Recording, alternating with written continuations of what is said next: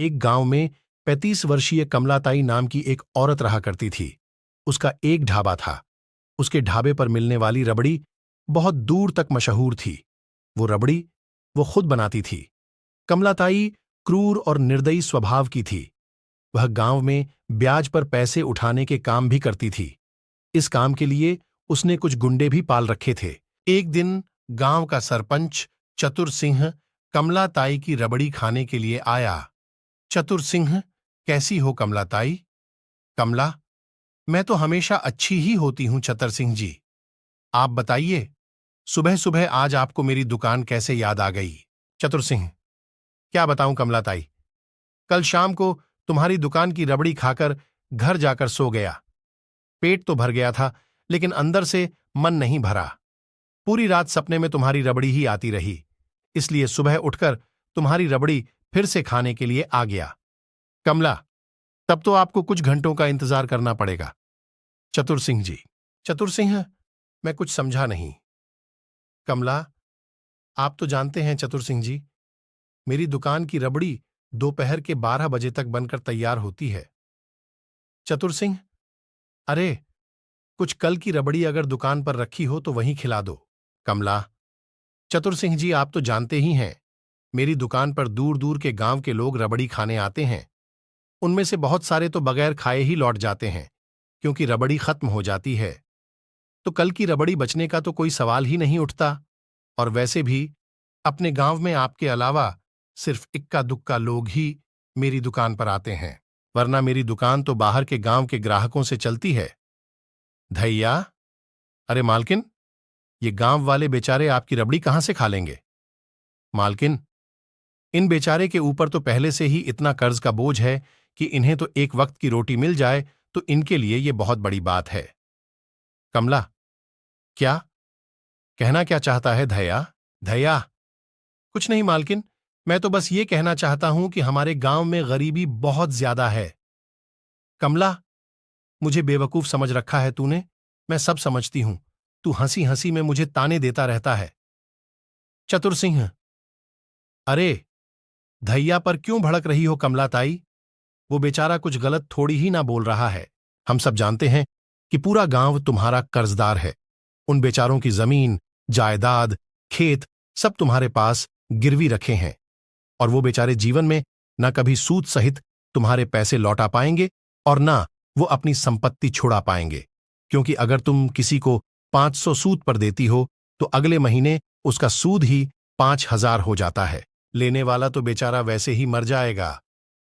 कमला, अरे, तो मैं क्या गांव वालों को घर घर जाकर जबरदस्ती कर्जा देती हूं क्या? वो मेरी दुकान पर खुद आते हैं पैसे मांगने के लिए। पैसे देने से पहले मैं उन्हें सब बता देती हूं कि मैं सूद और लोगों से थोड़ा ज्यादा लगाती हूं। इसके बावजूद भी अगर वह नहीं मानते तो उसमें मैं क्या करूं?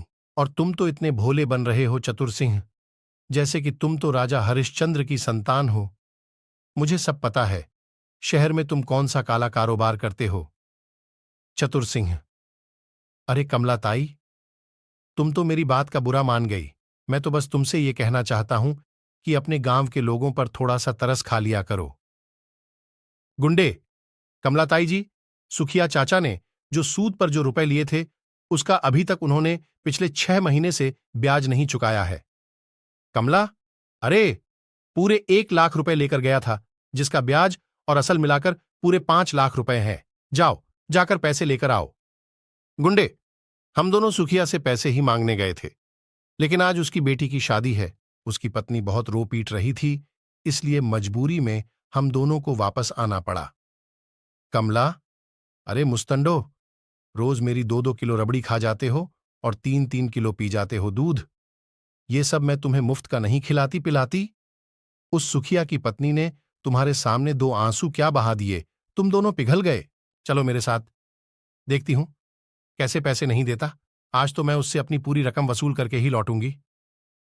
सुखिया के घर पहुंचकर कमला, सुखिया, अरे ओ सुखिया, कहां मर गया तू?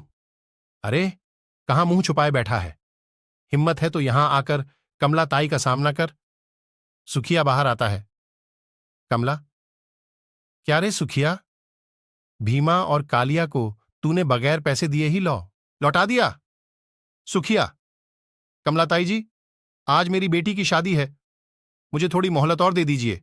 मैं आपके सारे पैसे सूद समेत वापस कर दूंगा। कमला, बस, वही मैं तुझे नहीं दे सकती। तुझे जितनी मोहलत देनी थी मैंने दे दी। आज मैं अपने पूरे पैसे लेकर जाऊंगी। तेरे ऊपर मेरे पूरे 5 लाख रुपए निकल रहे हैं। चल, जल्दी से निकाल मेरे पैसे। सुखिया, क्या 5 लाख रुपए? लेकिन आपने तो कहा था कि मेरे ऊपर सिर्फ 2 लाख रुपए निकल रहे हैं। कमला, अरे, वो सब कहां था जब तू समय पर पैसे दे देता। लेकिन तू अपने वादे से पूरे 2 महीने लेट हो गया, तो ब्याज ब्याज 2 गुना लगेगी। सुखिया, ऐसा अत्याचार मेरे ऊपर मत कीजिए कमलाताई, मैं बर्बाद हो जाऊंगा। कमला, मुझे फर्क नहीं पड़ता है। अगर सूद पर पैसे लिए हैं तो लौटाने तो पड़ेंगे। सुखिया, कमलाताई जी, मैं तो सोच रहा था कि मेरी जो गांव की जमीन पड़ी है उसे बेचकर मैं आपके सारे पैसे चुका दूंगा। लेकिन 5 लाख रुपए मैं आपको कहां से दूंगा? अगर मैं अपना घर और जमीन भी बेच दूं तब भी मैं इतने पैसे नहीं जुटा सकता। कमला, कोई बात नहीं सुखिया। तूने अपनी बेटी के विवाह में जो गहने बनवाए हैं वो किस काम आएंगे? मैं तुझे 15 दिन की मोहलत देती हूं। 15 दिन के अंदर इस घर को खाली कर देना। अगर तूने ऐसा नहीं किया तो ठीक 15 दिन बाद मैं तुझे इस घर से धक्के देकर बाहर निकालूंगी। पर हां, जो जमीन तू बेचने की बात कर रहा था ना, अब वो भी मेरी ही है। तब तक आज मैं तेरी बेटी के गहनों से काम चला लूंगी। कमला, देखते क्या हो, घर का कोना कोना छान मारो। इसने अपनी बेटी के विवाह के लिए जो गहने बनवाए हैं उठाकर मेरी दुकान पर ले आना। इतना कहकर कमला ताई वहां से चली गई। सुखिया बेचारा भीमा और कालिया के सामने हाथ जोड़ता रह गया। उन दोनों ने सुखिया की एक भी नहीं सुनी। वो सुखिया की बेटी के विवाह के गहने जबरदस्ती लेकर वहां से चले गए। सारा गांव सुखिया के घर पर इकट्ठा हो गया। सुखिया की पत्नी निर्मला रोते हुए बोली, निर्मला, हे भगवान, ये कैसा न्याय है? आज मेरी बेटी की शादी थी और आज के दिन वो कमला ताई मेरी बेटी के गहने छीन कर ले गई। मेरी बेटी से अब विवाह कौन करेगा? सुखिया, गांव वालों, जिस तरह से अन्याय करना एक पाप है, उसी तरह से किसी के ऊपर अन्याय होते हुए देखना भी एक पाप की श्रेणी में आता है। क्या तुम सबका ये कर्तव्य नहीं था कि तुम कमलाताई को ऐसा करने से रोकते? अगर ऐसा ही रहा तो वो दिन दूर नहीं जब सारा गांव कमलाताई का गुलाम बन जाएगा। रतन, बन जाएगा नहीं सुखिया चाचा, बल्कि बन गया है। देखो, इन चेहरों को, ये सिर्फ नाम के जीवित प्राणी हैं। चतुर सिंह, मुझे तुझसे पूरी हमदर्दी है सुखिया, लेकिन तुझे कमलाताई से सूद पर पैसे लेने की आखिर ऐसी क्या जरूरत आ पड़ी थी? तुझे मैंने मना किया था, लेकिन तूने मेरे मना करने के बावजूद मेरी एक बात नहीं मानी और अंजाम तेरे सामने है। अरे, मुझे तो पहले से ही पता था कि तेरे साथ कुछ ऐसा ही होगा। रतन, आप सही कहते हैं चतुर सिंह चाचा, लेकिन अब कमलाताई का कुछ ना कुछ तो करना पड़ेगा। उसका आतंक अब गांव में दिन दिन बढ़ता जा रहा है। चतुर सिंह, अरे तू क्या कर लेगा रतन? गांव की पुलिस भी कमलाताई से मिली हुई है। टोंडे को महीने में अच्छी खासी रकम पहुंचाती है, इसलिए हम सब गांव वालों की कोई रिपोर्ट नहीं लिखता। सुखिया, अरे, तो तुम किस काम के चतुर सिंह हो? सारे गांव वालों ने मिलकर तुम्हें अपना चतुर सिंह चुना है। जब तुम ही ऐसी बात करोगे तो फिर बाकी गांव वालों का क्या होगा? चतुर सिंह, अगर ऐसी बात है तो फिर मैं अभी और इसी वक्त चतुर सिंह का पद त्यागने को तैयार हूं, मगर मैं कमलाताई से पंगा नहीं ले सकता। समझ गए ना तुम लोग? रतन, हां, आप तो ऐसा बिल्कुल बोलोगे, क्योंकि आप तो रोजाना उसकी रबड़ी खाने जाते हैं और आपको तो उसकी रबड़ी बहुत पसंद है। चतुर सिंह, सिर्फ मुझे ही नहीं बल्कि उसकी रबड़ी दूर दूर तक मशहूर है। रतन, हां, लेकिन वो दूर के लोग नहीं जानते ना कि कमलाताई रबड़ी की आड़ में गांव के लोगों के ऊपर अत्याचार करती है, उन्हें नाजायज दबाती है।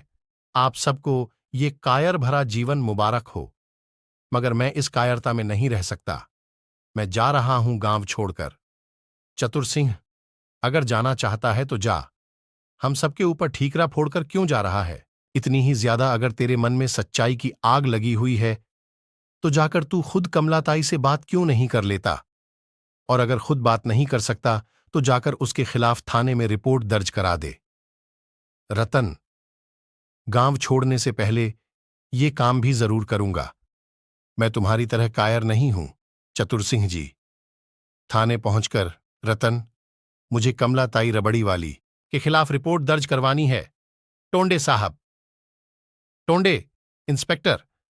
अच्छा, क्या किया कमलाताई ने तेरे साथ? रतन, मेरे साथ नहीं, लेकिन गांव वालों के साथ जरूर किया है। कमलाताई रबड़ी बेचने की आड़ में गांव वालों को नाजायज दबाती है। उन्हें कम पैसे कर्ज पर देकर बहुत भारी ब्याज वसूलती है और ब्याज ना दे पाने की सूरत में उनके मकान और उनके जमीन पर कब्जा कर लेती है। टोंडे, तुझे शर्म नहीं आती है एक विधवा पर ऐसा इल्जाम लगाते हुए? एक तो बेचारी का पति 10 साल पहले मर चुका है, तब से वो बेचारी रबड़ी बेच बेच कर अपना धंधा कर रही है। सीधी तरह से यहां से निकल जा, वरना इतना मारूंगा कि सारी सच्चाईगिरी निकल जाएगी। निकल यहां से। रतन समझ गया कि टोंडे कमलाताई रबड़ी वाली से मिला हुआ है। वह चुपचाप गांव की सीमा से बाहर निकल गया। रास्ते में वह एक आदमी से टकरा गया। रतन, माफ करना भाई, अंधेरे की वजह से मैं आपको देख नहीं पाया। आदमी, कोई बात नहीं, वैसे तुम काफी चिंतित नजर आ रहे हो। सब कुछ ठीक तो है ना? रतन, मैं गांव छोड़कर जा रहा हूं। आदमी, गांव छोड़कर जा रहे हो, लेकिन क्यों? रतन, अब तुम्हें क्या बताऊं? तुम तो वैसे भी परदेसी गांव के लगते हो। आदमी, तुम मुझे गांव की हर बात बता सकते हो। रतन, रतन, तुम मेरा नाम कैसे जानते हो? आदमी, मैं तुम्हें भी जानता हूं और तुम्हारे माता पिता को भी जानता हूं। यह बात अलग है कि जब मैंने तुम्हें आखिरी बार देखा था तब तुम 15 साल के थे, लेकिन आज तुम 25 साल के गबरू जवान हो चुके हो। रतन, मुझे आपकी आवाज पहली बार जानी पहचानी महसूस तो हुई थी। कौन हैं आप? आदमी, वो सब छोड़ो, ये बताओ कि तुम गांव छोड़कर क्यों जाना चाहते हो? गांव में सब कुछ ठीक तो है ना? सब कुछ सुनने के बाद। आदमी, चिंता मत करो रतन, कल कमलाताई रबड़ी वाली का गांव में आतंक समाप्त हो जाएगा, क्योंकि अब मैं आ गया हूं। चलो मेरे साथ कमलाताई के ढाबे पर।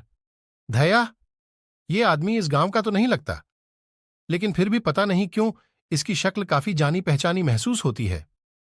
कमला, अरे, क्या खाक जानी पहचानी महसूस होती है? पूरे 2 किलो रबड़ी खा चुका है अब तक। धैया, लेकिन आपने एक बात पर गौर नहीं किया। ये व्यक्ति जब से यहां पर बैठा है तब से तो बाहर ग्राहकों की भीड़ और ज्यादा लगी हुई है। कमला, तो तू कहना क्या चाहता है? इस व्यक्ति के शुभ कदम से मेरी दुकान पर ग्राहकों की भीड़ लगी हुई है? अरे, इसके जैसे पता नहीं कितने आते हैं, कितने जाते हैं। इसकी शक्ल तो देख, कितना गंदा मालूम होता है। ऐसा लगता है इसने बरसों से अपनी दाढ़ी और बाल नहीं कटवाए। मुझे तो सोच सोचकर घबराहट हो रही है। पता नहीं इसके पास पैसे भी होंगे या नहीं। धैया, सही कह रही हो कमलाताई। वैसे अगर इसके पास पैसे नहीं निकले तो आप क्या करेंगी? चतुर सिंह, मैं कुछ समझा नहीं। कमलाताई ने तो बताया था कि 10 साल पहले रात के वक्त तुम्हारा ट्रेन से पैर फिसल जाने की वजह से देहांत हो गया और हम सब गांव वालों ने उसकी बात पर यकीन कर लिया। आदमी, झूठ बोलती है कमला ताई। सच तो यह है कि ट्रेन में इसने मुझे धक्का दिया था, क्योंकि मेरी सारी जायदाद पर यह कब्जा करना चाहती थी। मुझसे पहले ना जाने ये कितने लोगों को धोखा दे चुकी थी, लेकिन मुझे ट्रेन से धक्का देकर फिर ये इसी गांव में ही रहने लगी और इसने अपना धंधा बदल लिया। मेरे पैसों का गलत इस्तेमाल किया है कमलाताई ने। मेरी मेहनत की कमाई गांव वालों को कर्ज के रूप में देकर उनसे उनका सब कुछ छीन लेना, आजकल यही धंधा अपना रखा है इस कमलाताई ने। कमला, ये झूठ बोल रहा है। क्या सबूत है इसके पास? ये मेरा पति है। चतुर सिंह, कमलाताई झूठ, ये नहीं झूठ तुम बोल रही हो, ये रमेश ही है। तभी भीड़ में से कुछ पुलिस वाले निकलकर कमलाताई के सामने आकर खड़े हो गए। उन पुलिस वालों को देखकर कमलाताई बुरी तरह से डर गई और उसने अपना सारा जुर्म कबूल कर लिया। पुलिस ने कमलाताई को गिरफ्तार करके जेल में भेज दिया और रमेश खुशी खुशी गांव में रहने लगा। अब कमलाताई का आतंक गांव से समाप्त हो गया था।